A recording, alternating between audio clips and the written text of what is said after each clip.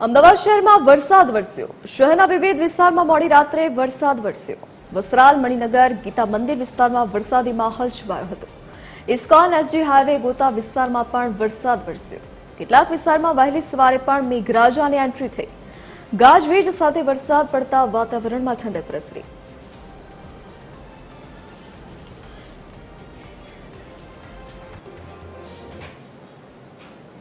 રાજ્યમાં આગામી 7 દિવસ વરસાદની આગાહી કરવામાં આવી છે.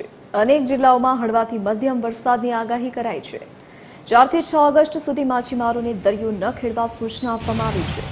અમદાવાદ અને ગાંધીનગરમાં હળવાથી મધ્યમ વરસાદની શક્યતા વ્યક્ત કરાઈ છે. હાલ કોઈ સિસ્ટમ સક્રિય ન હોવાથી ભારે વરસાદની સંભાવના નહીવત છે. गुजरात स्टेट के सारे डिस्ट्रिक्ट कवर हैं, जिसमें लाइट टू मॉडरेट रेन का पूर्वानुमान है। और फिशरमैन वार्निंग की बात करेंगे तो डे 3, डे 4 और डे 5 के लिए फिशरमैन की वार्निंग है नॉर्थ गुजरात कोस्ट के लिए, जिसमें विंड की स्पीड रहेगी 35-45 और जो वेस्ट विंड होगी वो 55 किलोमीटर के आसपास रहने का पूर्वानुमान है।